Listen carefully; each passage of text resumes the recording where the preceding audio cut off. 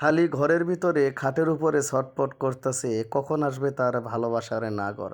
তার আর মন মানতেছে না। দেখেন, যেই বলা সেই কাজ, সে এসেছে দরজার ভিতরে, মুখে একটি মিষ্টি হাসি দিয়ে দরজার দিকে চলে গেল এবং ভালোবাসার নাগরকে একবারে নিয়ে আসলো খাটের উপরে। নিয়ে এসে কোনো কথা নেই, নিয়ে এসে ভালোবাসা আদান প্রদান।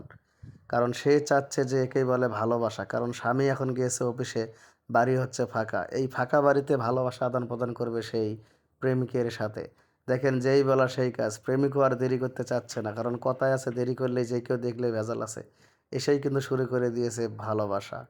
এটাই তো আমি বলি যে এত সুন্দর সাজানো গোছানো সংসারগুলো নষ্ট হয় কেন, কাদের কারণে? এই যে ছেলেটা বখাটে কালো শার্ট পরা, এইসব ছেলেদের কারণে। এই ছেলেরা কি করে, এরা বলে যে কোনো নতুন মেয়ের নাম, একটা মেয়ের দোকানে গেলে, এই ছেলে হচ্ছে দোকানের কর্মচারী, দোকানে গেলে বলে যে আপু, আপনাকে দেখতে অনেক সুন্দর লাগে, আপু এই জিনিসটা আপনি নেন, আপনার ভালো লাগবে, আপু আপনার নাম্বারটা দিয়ে যান, ভালো ভালো কসমেটিক আসলে অবশ্যই আমি আপনাকে নক দেবো। তারা হয়তো বুঝতে পারে না, অবশ্যই দেয়। বা একসময় দেখা যায় জিনিস কিনতে যে গেলে বলে যে আপু, অন্য জনের কাছে নেই আমি 500, আপনি দেন 200, আপনার সাথে কি আমার দামের হিসাব, যা মন চায় তাই নেন। এইরকম একদিন 2 দিন 3 দিন যেতে যেতে নাম্বার নিয়ে লাস্টে পর্যন্ত মনে করেন কথাবার্তা যখন হওয়া শুরু করে, তখন সে জিজ্ঞেস করে যে আপু আপনার কি কি পছন্দ, এই পছন্দ জিজ্ঞেস করে। তারপর যখন জিজ্ঞেস করে আপনার স্বামীর ছবি তো একদিনও দেখালেন না, সে যখন তার স্বামীর ছবি তাকে এসএমএসে বা মেসেঞ্জারে যখন পাঠিয়ে দেয়, তখন দেখার পরে কয় ভাবি আমি একটা কথা বলি, মনে কিছু নিয়েন না। কয় হ্যাঁ বলেন। কয় আপনার সাথে ভাইয়াকে কিন্তু একদম মানায় না। আপনি দেখতে কত সুন্দর আর ভাই দেখছে কত বিশ্রী। কিভাবে আপনার বাবা মা বিয়ে দিল? এই 1 দিন 2 দিন এরকম করে বলতে বলতে মিষ্টি মিষ্টি যখন কথা বলে, আর মেয়েরা কিন্তু মিষ্টি কথাতে বেশি পাগল হয়ে যায়। তারা বুঝতে পারে আহারে আমার স্বামী এতদিন ধরে ঘর সংসারে এত সেজেগুজে থাকে, কোনোদিন আমার স্বামী আমার প্রশংসা করলো না। আর মাত্র এই ছেলেটার সাথে আমার সম্পর্ক এখনো হয়নি, মাঝে মধ্যে কথা হয়, তাতে সে আমার প্রশংসা বুঝলো। আমি যে অনেক সুন্দর, আমি যে অনেক রূপবতী সে বুঝে গিয়েছে। এইরকম ভালোবাসার জালে আবদ্ধ করার পরে ছেলেটা 1 দিন 2 দিন কসমেটিক এটা ওটা দেয়, হ্যান ত্যান কিনে কিনে দিতে দিতেই শেষ পর্যন্ত সম্পর্ক গড়িয়ে যায় কিন্তু ঘরের ভিতরে পর্যন্ত।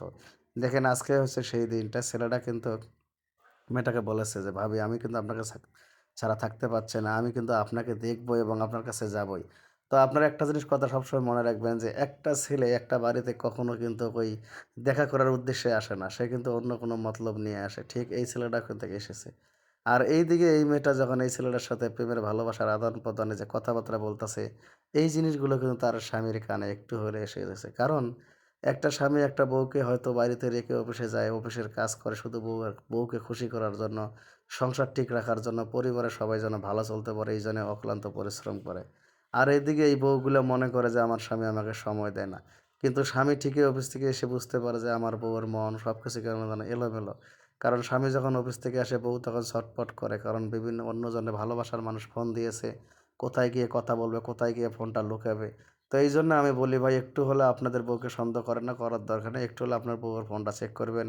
হয়তো অন্য নাম্বার থেকে কোনো ফোন এসেছে বা মেসেঞ্জার চেক দিবেন, কারণ হতেও পারে আপনার সাজানো গোছানো সংসারটা নষ্ট করবে এরকম কালপিট। দেখেন, স্বামী যখন বুঝতে পেরেছে যে হের বাসাতে কেউ না কেউ আসবে, তখন সে কি করেছে, বাড়ির যে দারোয়ানকে বলে গিয়েছে। এই দেখেন, দারোয়ান অবশ্যই ফোন দিয়ে বলেছে যে আপনার রুম করে কিন্তু একজন উপরে গিয়েছে। তখন তার স্বামী আর দেরি করে নি, তড়িঘড়ি করে অফিস থেকে বাইরে চলে এসেছে এবং এই দরজায় নক করেছে। এবং তার কণ্ঠ শুনে কিন্তু এখন পাগলের মতো ছুটাছুটি করতেছে 2 জন যে কীভাবে বাঁচবে। আর রুমের দরজা একটাই, কে কোন দিক দিয়ে পালাবে, এটা হলো বেহামতাম। এই জন্য বলি 10 দিন চলার একদিন সাহুদের। কখনো আপনারা ভাই পরকীয়া করবেন না, এই জিনিসটাকে প্রশ্রয় দেবেন না। আশা করি সবাই ভালো থাকবেন, সুস্থ থাকবেন। যদি পারেন ভিডিওটা শেয়ার করে দেবেন, কারণ এখান থেকে অনেক জন্য বুঝতে পারবে যে আসলে এই পরকীয়া জিনিসটা খুবই খারাপ। সাজানো গোছানো সংসারটা নষ্ট করে দেয়। তো সবাই ভালো থাকবেন, সুস্থ থাকবেন। আল্লাহ হাফেজ। যাওয়ার আগে একটা কথা বলি, বিপদ দেখলে সাবধান থাকবেন।